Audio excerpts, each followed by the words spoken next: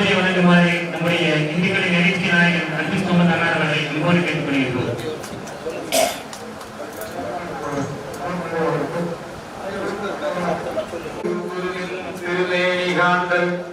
தெளிவு குருவின் திருவார்த்தை கேட்டல், தெளிவு குருவின் எல்லாருக்கும் அன்னபாலிக்கு ரெடியா இருக்குங்க. அந்த பசியர்கள் போய் சாப்பிட்டு எல்லாரும் வந்து சாப்பிட்டாங்க. அத்தனை பேரும் விட்டு வாங்க.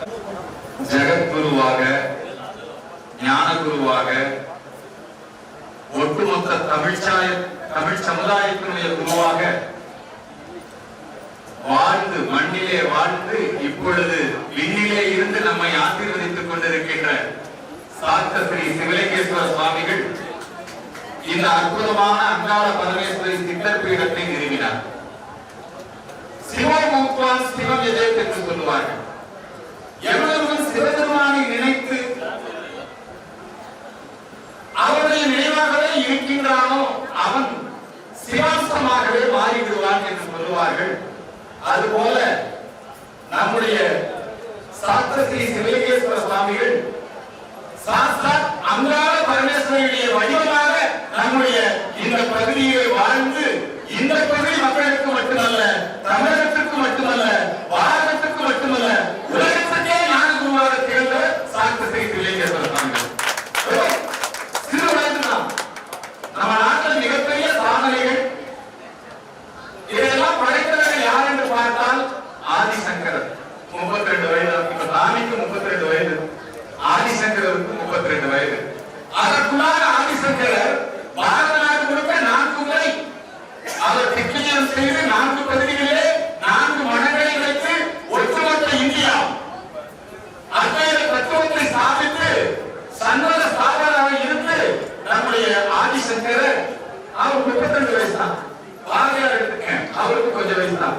விவேகானந்தர் அவருக்கு கொஞ்சம் வயசு தான். அதே போல எங்களுடைய ஞானகுரு சாஸ்திர ஸ்ரீ சிவலிங்கேஸ்வர சுவாமிகள் இந்த மண்ணிலே வாழ்ந்த காலம் கொஞ்சம் தான் என்றாலும் எல்லோரும் மலைக்கு போகக்கூடிய அளவுக்கு அரிய பல பெரிய சாதனைகளை செய்து இந்த மக்களுக்கெல்லாம் வாழ்கின்ற வழிகாட்டியாக இந்த மண்ணிலே அவர் வாழ்ந்து மறைந்திருக்கிறார்.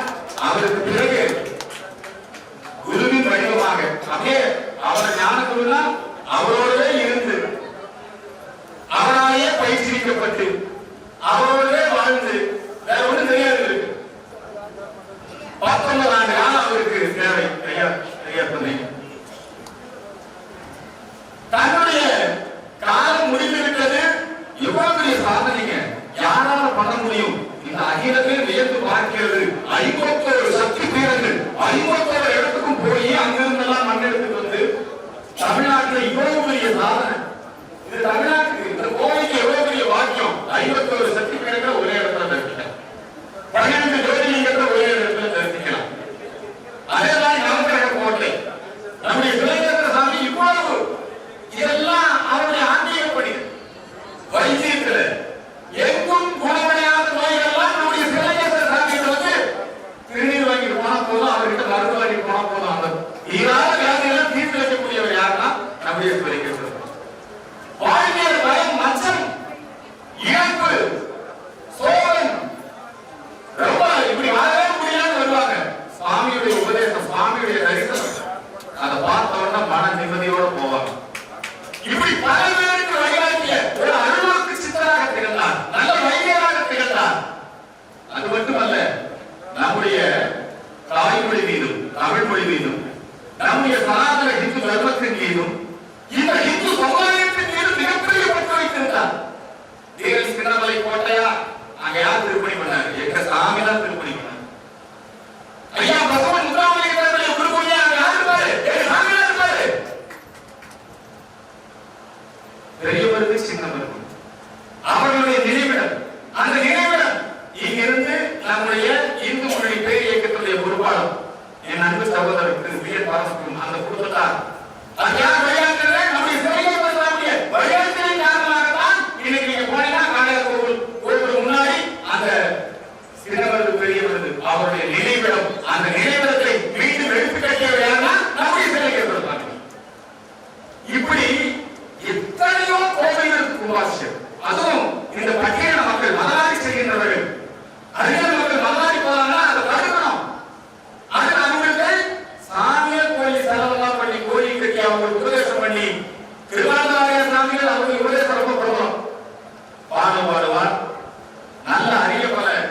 நம்முடைய இந்து சமய செய்திகள் எல்லாம் கிருபானந்த வாரியார், அந்த கிருபானந்த வாரியார் இல்லாத குறைய தீர்த்து வச்சது யாருன்னா சிவலிங்கேஸ்வர சாமி தான்.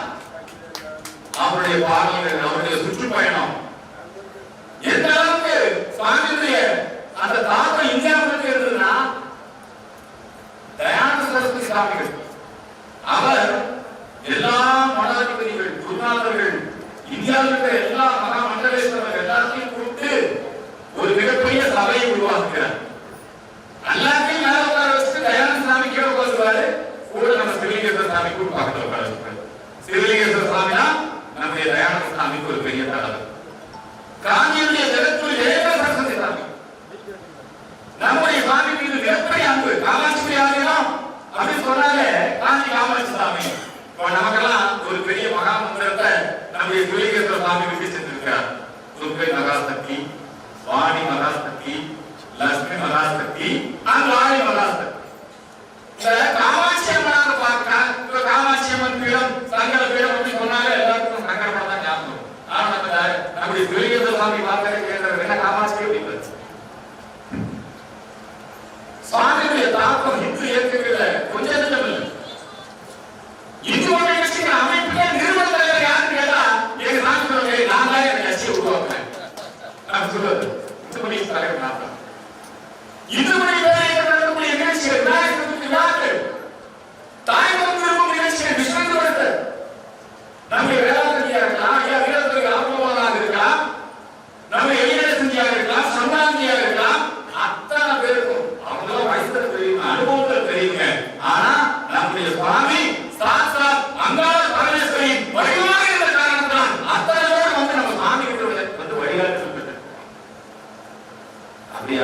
அப்படியே அச்சு பெறலாம பஞ்சலிங்கேஸ்வர சுவாமியாக இன்னைக்கு இந்த சிவலிங்கேஸ்வர சுவாமி அவர்தான் எப்படி அந்த குரு பரம்பரை, ஞான பரம்பரை, அபிஷேக பரம்பரை, இதெல்லாம் பரம்பரை.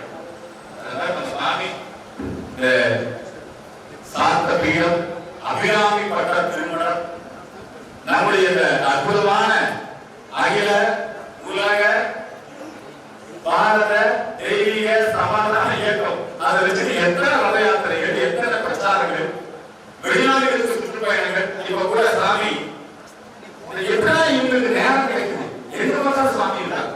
எப்படி சிவலிங்கேஸ்வர சாமி இருப்பாரோ அதே மாதிரிதான். ஆர்எஸ் விழாவா அல்லது எங்காவது இந்து சமய விழாவா, தமிழ் அந்த அச்சனை தமிழ் பூஜை விழா, எல்லா இடங்களிலும் அதே மாதிரி இடங்களுக்கு சனாதன இந்து மதத்துக்கு உலகத்தில் எங்க இந்துக்கள் பாதிக்கப்பட்டாலும் முதல்வர் சிவலிங்கேஸ்வர சாமியை போராட்டம் இருக்கும். அதே மாதிரி முதல்வர் திருப்பரங்குன்றத்தில் தீவிரமான அனுமதியா பஞ்சலிங்கேஸ்வர சாமியை போராட்டம் முதல்வர் இன்னைக்கெல்லாம் மாடுகளை காப்பாற்ற வேண்டும் என்று சொல்லி நம்ம இந்து மத கட்சி சார்பில் நம்முடைய சூர்யா அவர்கள் ஒரு பெரிய வழக்கு போட்டார். பசுமாடுகள் வெட்டப்படக்கூடாது பெரிய தீர்ப்பு வந்தது. உடனே அவர் வந்து ஏதோ முஸ்லீம்களுக்கு எதிரான தீர்ப்பு மாதிரி சித்தரிச்சு இன்னைக்கு இந்த அரசாங்கம் எல்லாம் போய் அந்த தீர்ப்புக்கு எதிராக மேல்முறையீடு பண்ணி இன்னைக்கு அந்த தீர்ப்புக்கு தர வாங்கிட்டாங்க. இந்த பசுமாடுகளுக்கு இந்த விழிப்புணர்வு மிகப்பெரிய ஏற்பட்டது என்னன்னா, சிவலிங்கேஸ்வர சாமி ஆரம்ப காலத்திற்கு 108 பசுமாடு அது வச்சு ஒவ்வொரு ஊர்லயும் சிவலிங்கேஸ்வர சாமி இன்னைக்கு நம்ம ஜோதிடர் திரு செல்வி அவர்கள் அவருடைய முயற்சியின் வழிகாட்டுதல்ல இந்த ராமநாதபுரத்துல கடந்த மாதத்துல ஒரு மிகப்பெரிய கோவர்தனம் அப்படிங்கிற ஒரு மிகப்பெரிய நிகழ்ச்சி சாமியோடு வந்துட்டார். எங்க பேசினாலும் ஆங்கிலத்தில் பேச வேண்டுமா, தமிழ் அற்புதமா பேசணுமா, மக்களை உட்கார வச்சு இந்து சமயத்துடைய ஒவ்வொரு நல்ல செய்திகளையும் புரிய வச்சு இன்னைக்கு ஒரு கலைஞரை விளக்கமாக இப்ப வந்து நம்ம இந்து சமயத்துக்கு வந்து ஒரு நல்ல கருத்துக்களை எடுத்து சொல்றதுக்கு ஆடல அப்படிங்கிற போது உடனடியாக நம்முடைய சுவாமிகள் தான் அந்த இடத்துல இன்னைக்கு இருந்து கொண்டிருக்கிறார். அவருடைய அவதார நாள் இந்த 32வது வயது. அவர் இந்த மண்ணிலே அவங்க கிட்ட நாம எல்லாம் வந்து வாழ்த்து சொல்றதுக்காக இல்ல, ஆசிரியர் பெறுவதற்காக வந்திருக்கிறோம். நம்முடைய பஞ்சலிங்கேஸ்வர சுவாமியுடைய பொன்னார் திருவடிகளை வணங்குகிறோம். இந்த சாதனை தொடர வேண்டும். இன்னைக்கு இந்து சமயத்திற்காக, இந்து தர்மத்திற்காக, இந்த தமிழக மக்களுக்காக ஒரு ஆன்மீக வழிகாட்டுதல் என்று சொன்னால் அது இந்த காமாட்சி ஆதீனத்திலே இருந்துதான் கிடைக்க வேண்டும். தொடர்ந்து கிடைக்கும். என்றும் எங்களுடைய ஞானகுருவாக இருந்து எங்களை ஆசீர்வதித்து நன்றி.